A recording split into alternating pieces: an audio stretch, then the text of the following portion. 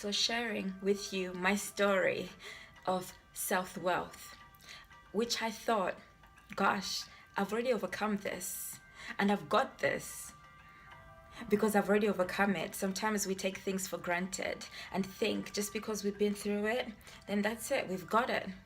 So I decided to dig a little bit further and look at how did I end up here? And how do I manage my sense of self-worth now? So let's go back. I have always known how valuable I was as an individual, but I didn't know how much in terms of the effect, impact, and monetary value that I would have on others.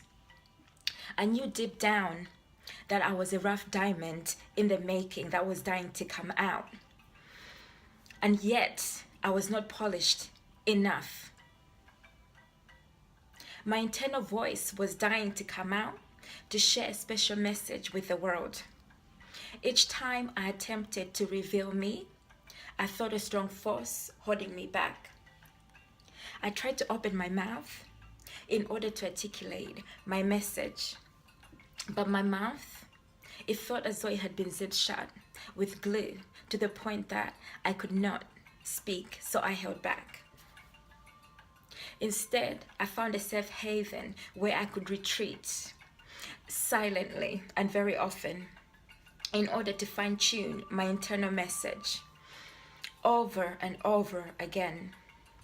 My retreats were extra special, mind you. Nobody else was welcome. These retreats, they were a lovely place where I could actually reinvent and create anybody I ever dreamed or imagined that I could ever be in this world. I discovered new words through reading. Then when I read, I started to write endlessly. I wrote and I wrote in diaries and in blogs endlessly until I could confidently and finally connect with the authentic me. And I discovered my reason and my purpose why. You would never know how exciting that felt. I would often ask myself, who was I? Who was I in this world? Why was I here?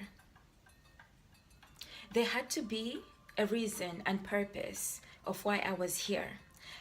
I would often think I was just not meant to just be here, to exist, to be born, and then just to die, without ever sharing my internal message. My sense of self-worth was challenged during times of uncertainty. My times of uncertainty were, for instance, although exciting at times, were being uprooted, my roots uprooted to new environments. So new environments such as new homes, new schools, and then new colleges. Then I was thrown into the world of the 9-to-5 world. You know that world?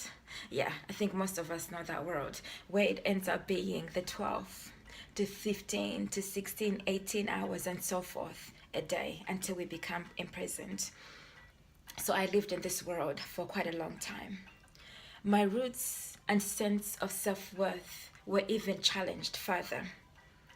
So my trials and tribulations and my test of my sense of self-worth came through relationships, personal relationships with immediate family members, then best friends, and then new friends. And then finally, acquaintances, I will call them. Some of them presented themselves as in what I would call intruders and invaders into my space. For the reason why, they attempted to steal my sunlight, my shine, and to uproot, shake my inner core. But they didn't manage to. So they tested me somehow and challenged my sense of self-worth. My story, mind you, was not the story of the girl next door. For I was the foreign one, and I was only in transit most of the times.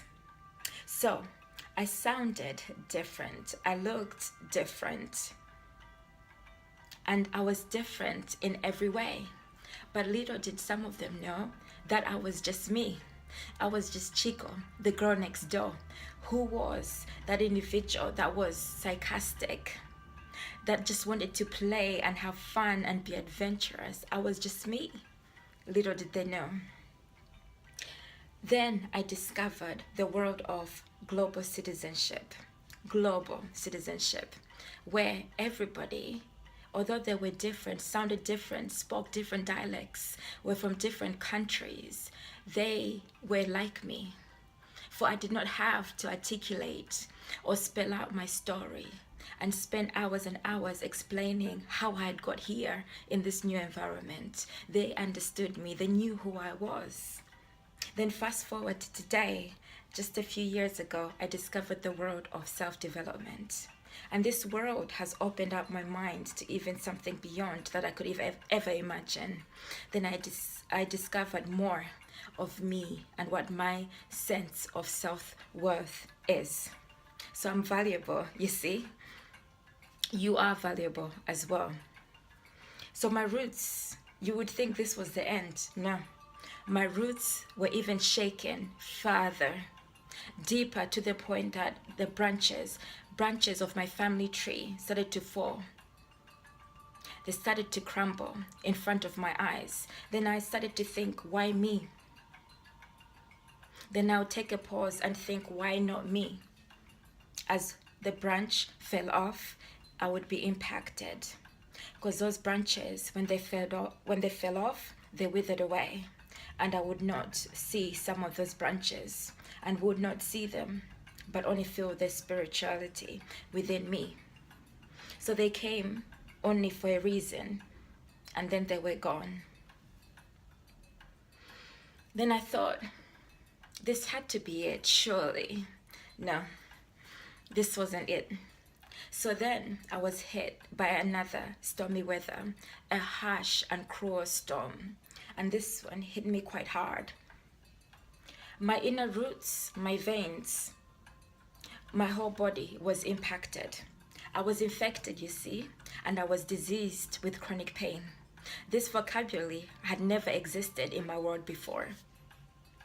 This had to be the final straw, right? The final test of my character. The final straw of who I was as an individual. I thought this was it. My roots would crumble and they would fall because this was it. This was me. So I believed. So some of my branches, my roots, my everything no longer felt strong enough to hold me. So some days I felt like this had to be a cruel, twisted fate. And for some reason, I saw no lesson in this at all, because I thought, what lesson would there be if there was so much torture and so much pain that came with this lesson? Because I felt it everywhere, including the core of my roots, my brain, which was explained to me that it misfired and miscommunicated. That's the reason why it caused so much pain all over me. Okay, so you would think that the roots of my family branches withering away, that would be the end. No, because I had to carry all of that as well. And then I was impacted yet again. So that had to be the end, right? My inner turmoil, again, was challenged. For people looked at me, the others, I will call them. They said, you look well. You sound well. You look like you. You're no longer foreign. Little did they know that I wanted to scream out loud, to the point that they wouldn't even have imagined the loud screams that were building up within me. I wanted to scream out loud that no, everything was not fine. My family tree branches had fallen and then had been impacted. No, everything was not fine. And no, I was not well. But I didn't have the energy, so I focused on me. Little did they know.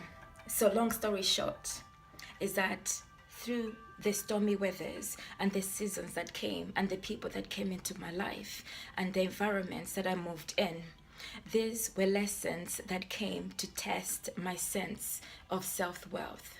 So remember, in the beginning, I talked about not knowing the value or who I was as an individual, and that I was the rough diamond in the making. Well, guess what? that diamond is shining, and it continues to shine brighter and brighter and brighter. You know the reason why? Because there's certain seasons that come into our life for a reason. They come to provide us lessons, although we may not feel like it at that moment.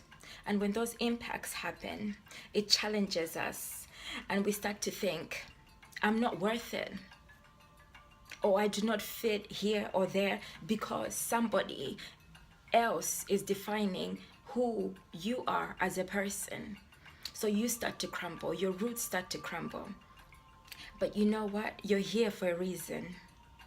You're here for a reason, for a purpose.